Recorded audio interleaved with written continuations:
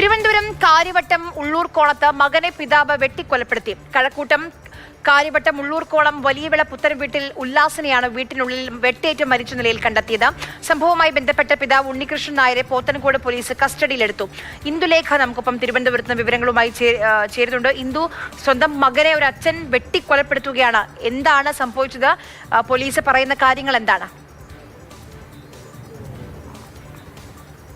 ആര്യ പറഞ്ഞതുപോലെ തന്നെ ഉള്ളൂർക്കോണം വലിയവിള പുത്തൻ വീട്ടിൽ 35 വയസ്സ് വരുന്ന ഉല്ലാസിനെയാണ് പിതാവ് വെട്ടിക്കൊലപ്പെടുത്തിയത്.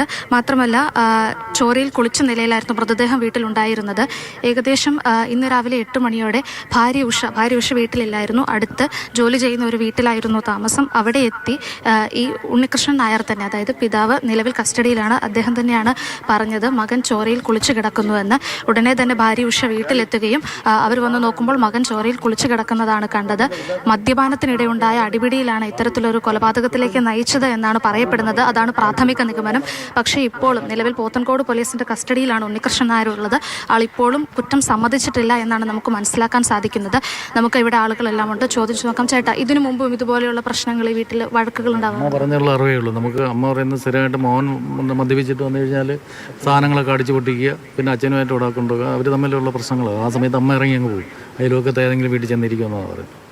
അവർ പറഞ്ഞുള്ള അറിയാം. നാട്ടുകാർക്ക് ആർക്കും ഇവരെ ആര് രണ്ടുപേരെ കൊണ്ട് ആർക്കും ചെല്ലില്ല. ഒരു പ്രശ്നമില്ല. മദ്യപിച്ചെന്നും പറഞ്ഞുകൊണ്ടുമില്ല, അല്ലാതെ ഇല്ല. അപ്പോൾ അതുകൊണ്ട് നമുക്ക് അങ്ങനെ പറയാൻ പറ്റും.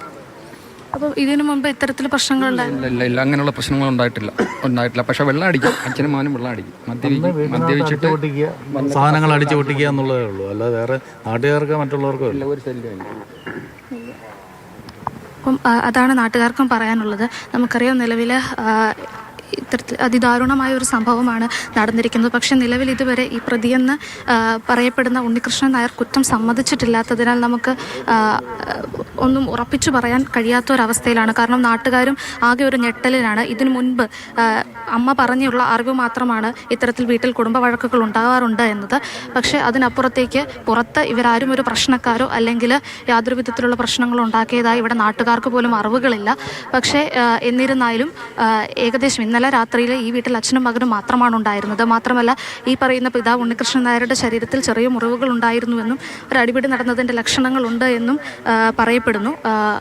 അതുകൊണ്ട് തന്നെ ഇതൊരു കൊലപാതകമാണ്. അതുകൊണ്ട് തന്നെ ഉണ്ണികൃഷ്ണൻ നായർ മകനെ വെട്ടിക്കൊലപ്പെടുത്തിയത് എന്ന് തന്നെയാണ് ആര്യ പ്രാഥമിക നിഗമനം. ശരി, ഇതുവരെ അച്ഛൻ കുറ്റം സമ്മതിച്ചിട്ടില്ല. പക്ഷേ പോലീസിന്റെ പ്രാഥമികമായ നിഗമനം അത് തന്നെയാണ്.